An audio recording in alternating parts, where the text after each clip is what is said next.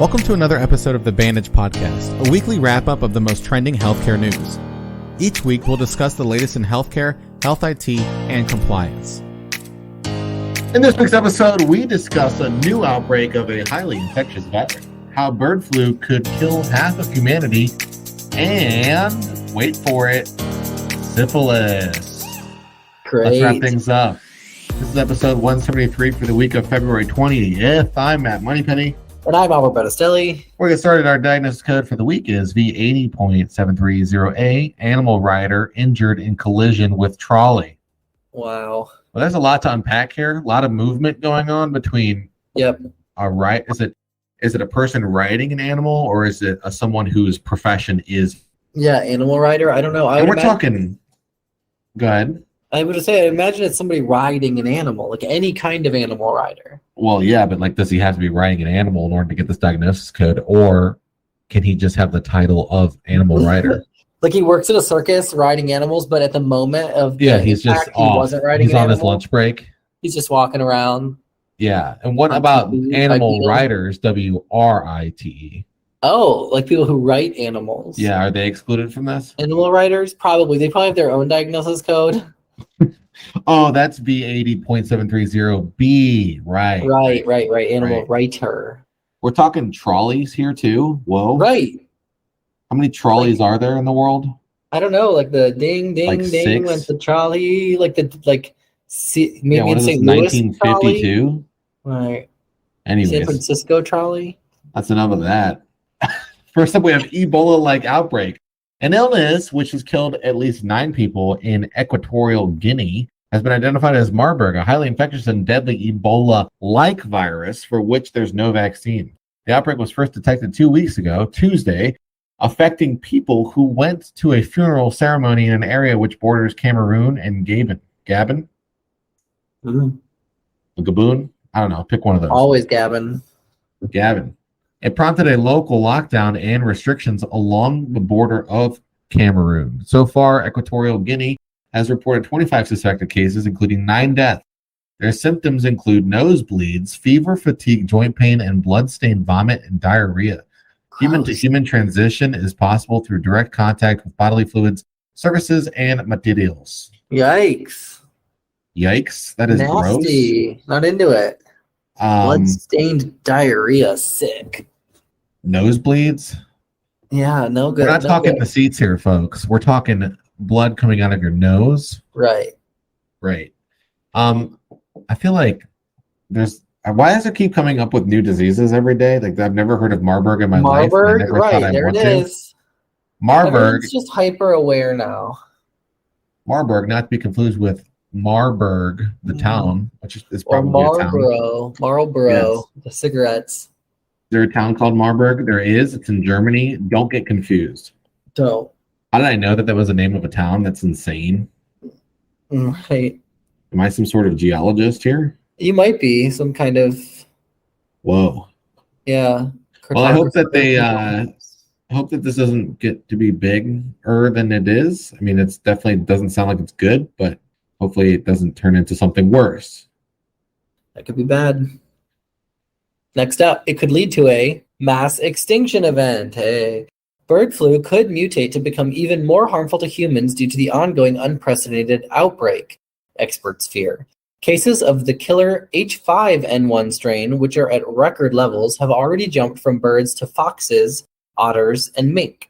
The World Organization for Animal Health, has warned animals could act as mixing vessels for different influenza viruses, potentially unleashing a new variant that could be more harmful to humans.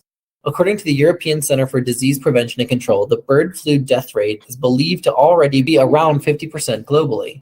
It warned that recent cases among farmed mink are a concern because a spike in infections among mammals in close proximity to each other exacerbates the risk of H5N1 becoming better adapted to mammals and people.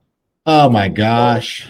Careful. I remember bird flu being a big deal like in 2007, and now it's actually turning into something else. Right. H1N1. I remember I was interviewed on the news. H1N1 was swine flu, my boy. Oh, that's right. You're right. Swine flu. H5. You're right. Duh. Swine flu. Whoa. Well, swine, birds, more meat. diseases. In case Marburg didn't get your attention, maybe a mutated strain of bird flu might. Yep. Essentially, and on top of that, a couple episodes we talked about fungus just becoming more parasitic and stronger due to warm weather. So, is the end near? It might be. I don't want to be the guy to break the news, but things are not looking good.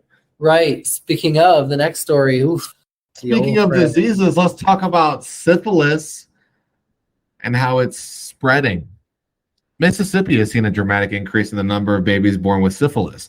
Hospitals in the state treated just over 100 cases of congenital syphilis in 2021 compared to only 10 in 2016. Syphilis is the most commonly transmitted through sexual contact. During pregnancy, the germ can pass through the placenta and infect the developing fetus. The concerning numbers from Mississippi reflect a nationwide trend. The annual rate of congenital syphilis cases has been steadily increasing across the U.S., although the rate of increase is not the same across all states. The CDC had previously reported that the country's annual rate of syphilis, congenital syphilis, is about 360 in 2013. That rate more than doubled between 2013 and 2017, and since then, the rate has continued to increase, with preliminary data suggesting about 2,700 cases in 2021. So now we got 3 diseases back to back to back. Yep. A trifecta of diseases, if you will. A trifecta infection. See what I did there? That's a lot. A trifecta, trifection. A yes. trifection. Whoa. Whoa. Whoa. That's crazy. Well, I don't know what else to say about syphilis. It's not good. It's been around for a while, so hopefully we have some, good remedies and things like that, some treatments and stuff. Yep. But other than that, that's it. I guess so. I mean, let's go into our next segment, Mr. Albert. BREACH, Breach Patrol. It's a breach! All of the latest cybersecurity breaches.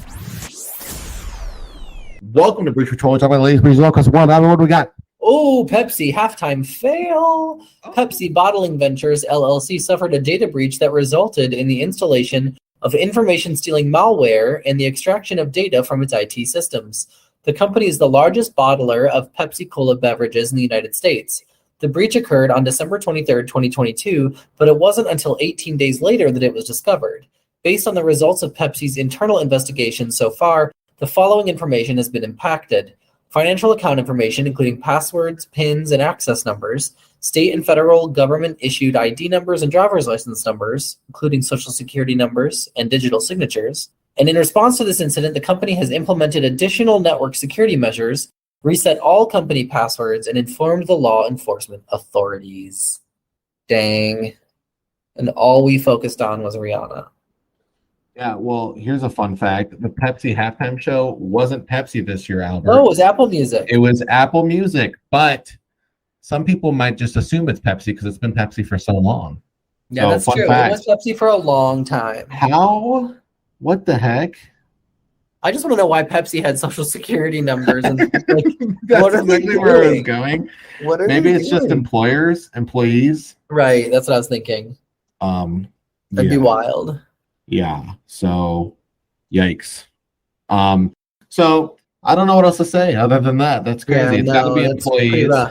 Yeah. I don't know why Pepsi has social security numbers unless it's just employees. Right. Which I'm assuming it is. And if not, and you're giving Pepsi your social security number, I would probably stop doing that. You don't give that every time you buy a bottle? I thought that my vending machine only asks for my social security number. Right. I didn't realize. Oh, okay. That's a good business model. Right. Next up, settlement situations. UMass Memorial Health has proposed a $1.2 million settlement to resolve a class action lawsuit that was filed on behalf of individuals affected by its 2020 hacking incident and data breach. Hackers gained access to UMass Memorial Health's email environment between June 24, 2020 and January 7, 2021, as a result of responses to phishing emails. The compromised email accounts contain driver's license numbers, financial account information, social security numbers, health insurance information, and clinical or treatment information. The lawsuit, Kenser et al. Versus UMass Memorial Healthcare Incorporated, alleged that UMass Memorial Health failed to implement appropriate safeguards to protect patient data and did not issue timely notifications. Wow. See, another incidence, man. These class actions, all it takes is one class action lawsuit to be won over one specific type of category, and then there's going to be a fever. Exactly. An avalanche. So many. Yeah, that's bad. It's unstoppable. Well then, just goes to show you, be careful, folks. You've got a class action lawsuit. Next thing you know, you've got a class action lawsuit on your hands. Can't be too careful. All right, next up, shaking my head. The Heritage Provider Network, one of the largest private healthcare networks in the United States, suffered from a ransomware attack this past December. The network sent out a data breach notification letter to all affected patients earlier in February. HPN notified patients that impacted personal information may include their diagnosis and treatment, laboratory test results, prescription data, radiology reports, health plan member number, and phone number. Some patients may also have their social security number breached. I love how that was like tagged on the end there. Also, maybe your social security number, which is probably the most important thing, but maybe. Whoops. Oopsie daisies. Oopsie daisies. Oopsie. SMH. Shake my head. SMH. Not so private healthcare network. Yep. Yeah, a breach. Yet again. SMH, shaking my head. That's what I do every time I read about a breach. SMH. That's right. Man. Here we go again. Just nonverbal SMHs everywhere. Well, that's it for this week's wrap up of your weekly healthcare news. I'm Matt Moneypenny. And I'm Albert Bettistelli. And we'll see you next week. Bye. Thank you for listening to the Bandage Podcast produced by eTactics.